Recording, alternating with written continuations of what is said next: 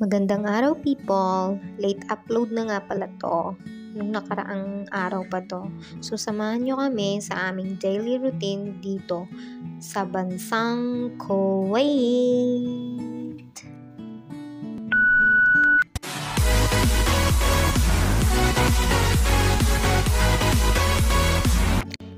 Hello mga kamarites! Salamat kay Lord sa magandang umagang binigay niya. So, for the ligpit na ang person sa higaan at magsisimula na naman tayo sa bakbakan. Haha, charis! Chika lang ang bakbakan mga marites. Kalmado lang naman kami sa gawain dito. Kahit na mahagard, kalmado pa rin. Para maganda pa rin, diba? Ito naman, magpe-prepare na nga para magbanyo. Sabi ko nga kanina sa partner ko, mamaya na ako liligo kasi the day off kami. Hahaha, day off, diba? Excited na naman ang mga lola kasi makakalabas na naman sa lungga. Pero eto ang kinalabasan. Hay nako, di nakatiis sa tubig. Feeling ko talaga, asawa ko na si pagliligo kasi hindi buo ang aking araw pag hindi nakakaligo. Paano kasi? Pinaglihi ata ako ni mamang sa mantika at nyugi. Lagi na lang naglalangis yung buhok ko pag di ako nakakaligo sa isang araw.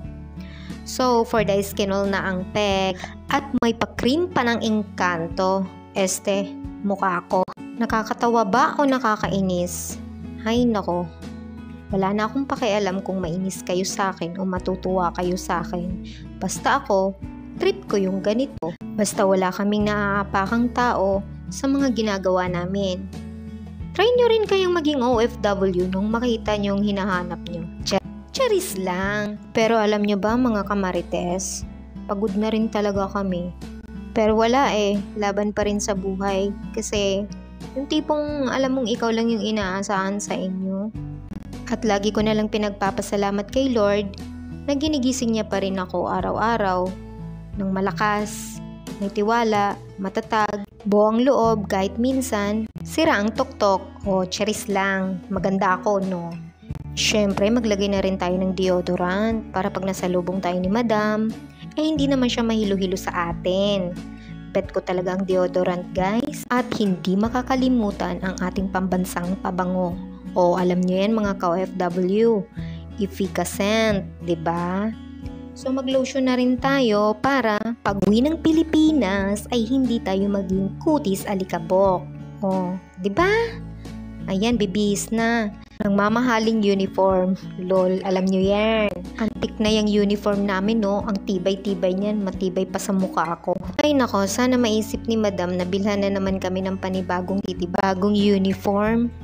Kasi sawa na kami sa mamahalin Gusto namin yung mumurahin naman. Charis. Wala talagang nakakaalam sa buhay natin no, kung anong mangyayari next. Di ko naman inakalang mapapapunta ako dito. Oo, pangarap kong sumakay ng eroplano. Pero magiging ganito pala yung lifestyle ko. Sobrang thankful pa rin ako kay God kasi binigay niya sa akin yung opportunity na to. Naging matino akong tao, anak at ina. Hindi ako naging pariwara. May pangarap ako lalo na sa anak ko at sa pamilya ko. Gusto ko maging maayos sila. Gusto ko mabigyan sila ng magandang buhay. Yung mga hindi ko nararanasan noon, gusto ko maranasan yun ng anak ko. Kaya ako nandito. Gustuhin man naming umuwi pag may okasyon sa Pilipinas, pero hindi kasi 2 taon ang kontrata mo. Gustuhin mo mang umuwi pag may nawawala na sa pamilya mo. Huwag naman sana, 'di ba? Pero wala kang choice. Kung hindi pa tapos ang kontrata mo, hindi ka makakauwi. Ang daming nagsasabing masarap ang buhay namin dito o pinupulot lang namin yung pera. Pero hindi nila alam kung ano yung sakripisyong ginawa namin para lang maibigay sa pamilya namin ang mga pangangailangan nila para mabigyan sila ng magandang bukas. Pag nagkakasakit ka dito, mag-isa ka lang. Dapat lumalaban ka palagi sa araw-araw, minuminuto, oras-oras, segundo pa nga Kasi hindi natin alam ang takbo ng buhay natin. Ngayon masaya tayo, mamaya bigla na lang tayong iiyak or tatawa, hindi natin alam yun. Panlaban lang namin lagi talaga dito, dasal. Kasi siya lang yung bukod tanging nakakaalam sa buhay namin. sa buhay natin. Pa-Vaseline na ang peg. Malapit na kaming bumaba at uumpisahan na naman namin ang paglilinis sa baba. Petics lang yan. Kahit 1 linggo nang walang labay ang medyas na yan. Charis. Baka maniwala na naman kayo ha. Pero pwede na rin, lol. At patapos nga ang pagrampa sa baba, eto na kami. Nakita nyo si Rosing, diba? So may mga bitbit na kami kanya-kanyang mga pang-almusal. Hindi nyo alam kung ano yung dala ko. Makikita nyo mamaya. So for the ligpit na naman ng person, mag-ready na naman para sa almusal.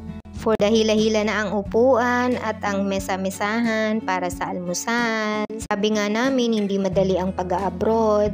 Swertihan lang talaga yan sa mga amo. Maswerte kami kasi ganito yung amo namin.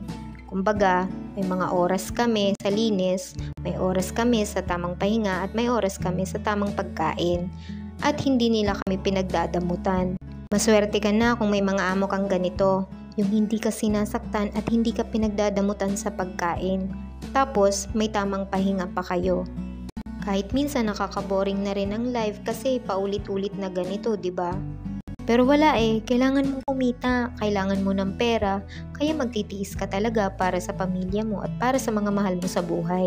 Naaawa nga kami sa mga kababayan naming nakikita namin sa social media na mga minamaltrato ng amo, hindi pinapakain, binubuhusan ng mainit na tubig. Tapos 24 hours pa yung halos 24 hours yung trabaho. Pero dito sa amin, simple lang. Minsan hindi mo maiiwasan na kahit kumakain ka, tatawagin ka ng amo mo.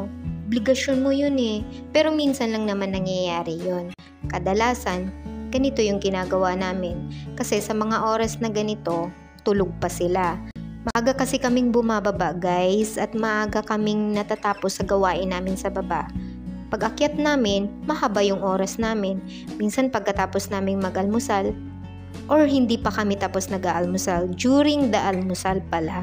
Parang ang dami ko nang sinabi, parang magulo. Pero, intindihin nyo na lang. So, ang almusal ko for the day is escalope. Alam nyo ba yung escalope? Breast chicken yan na nilagyan ng breadcrumbs tapos piniritos. 'Di ba? Masarap siya guys. At ito din si Rosing, busy naman paggagawa ng almusal niya. Petics na lang.